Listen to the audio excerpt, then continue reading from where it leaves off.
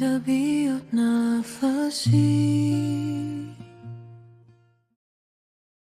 Assalomu alaykum hurmatli tinglovchilar. Siz Adabiyot nafasi podkastini tinglayapsiz.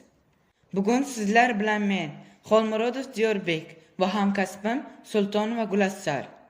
Bugun sonimiz o'zbek adabiyotining buyuk namoyandasi, jadidchilik harakatining yetakchi vakili Abdurauf Fitrat ijodiga bag'ishlanadi.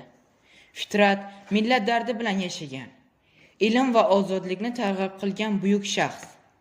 Bugun biz uning hayoti, she'rlari va bugungi kundagi ahamiyati haqida suhbatlashamiz.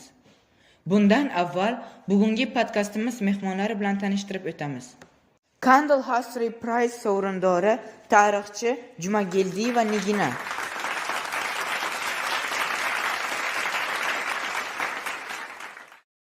Zulfiya nomidagi davlat mukofoti sovrindori adabiyotshunos Quvvatova Mexangiz.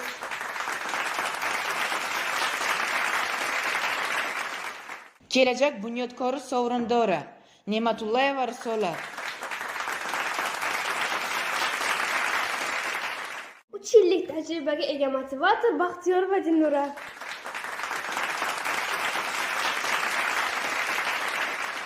To'rt yillik tajribaga ega tahlilchi Axtamova Donoxon.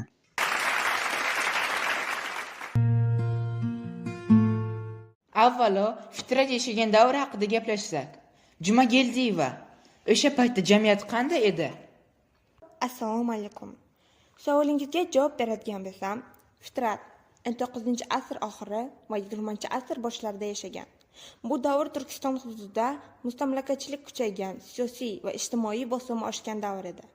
Jaholat keng tarqalgan, ta'lim tizimi eskirgan edi. Jadidlar esa yangi usul maktablarini ochib, xalqni ilm ma'rifatga chaqirishdi. Fitrat ham ana shu harakatning faol vakili bo'ldi. U Istanbulda tahsil olib, zamonaviy g'oyalar bilan qaytdi va millat ravnaqi uchun xizmat qildi. Afsuski, 1938-yilda qatag'on qurboni bo'ldi. Endi uning she'riyati haqida gaplashsak, Quvvatova Fitrat she'rlarining asosiy mavzusi haqida nima deya olasiz? Avvalambor barchaga assalomu alaykum. Juda o'rinli savol bo'ldi. Fitrat she'rlarida ozodlik, milliy uyg'onish, vatanparvarlik va ma'rifat g'oyalari ustun. Masalan, Mirx yulduziga she'rda shoir xalqning og'ir ahvolini ramziy obraz orqali tasvirlaydi. Mirx kuzatuvchi timsoli. Shoir osmon orqali yer yuzidagi zulmni ko'rsatadi. Bu she'rda kuchli iztirob, lekin shu bilan birga umid ham mavjud. Fitratning tili jo'shqin, ba'zan keskin. U o'quvchini o'ylashga majbur qiladi. Yoshlar yetakchisi sifatida aytingchi, Ne'matullayeva, Fitrat g'oyalari bugun qanchalik dolzarb? Assalomu alaykum. Menimcha bu juda dolzarb. Fitrat ilmini najot deb bilgan. Bugun ham rivojlanishning yagona yo'li bu ilm. U yoshlarni befarq bo'lmaslikka chaqiradi. Hozir bizda imkoniyatlar ko'p, faqat harakat qilish kerak. Fitratning jasorati bizga ibrat. Motivator sifatida Baxtiyorova, Fitrat ijodidan qanday hayotiy xulosa chiqarish mumkin deb o'ylaysiz? Assalomu alaykum barchaga. Eng katta saboq mas'uliyat. Fitrat o'z davrida haqiqatni aytishdan qo'rqmadi. U millat kelajagi uchun kurashdi. Biz ham jamiyatimiz uchun foydali bo'lishimiz kerak. Ilm olish, o'z ustimizda ishlash va vatan ravnaqi uchun xizmat qilish. Axtamova Donoxon, bizga mana shuncha gap bo'lganga yarasha bizga tahlil qilib bering.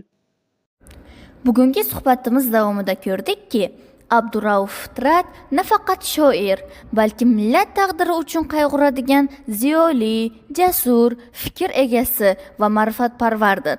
Uning hayoti va ijodi bizni o'ylashga, tarixdan saboq olishga undaydi.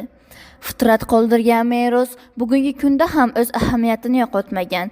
Uning asarlari orqali biz o'tmishimizni chuqurroq anglaymiz va kelajakda yanada mas'uliyat bilan qarash zarurligini his qilamiz. Qisqa qilib aytganda, Abdurauf Fitrat ijodi bu milliy ong va uyg'onish timsoli. U bizni fikrlashga, o'z ustimizda ishlashga va kelajagimiz uchun mas'ul bo'lishga chorlaydi. Fitrat tarix sahifasida qolgan shaxs emas, balki bugungi kunimiz uchun ham muhim saboqdir. Bugungi podkastimiz shu yerda yakunlandi. E'tiboringiz uchun rahmat. Keyingi sonlarda ko'rishguncha.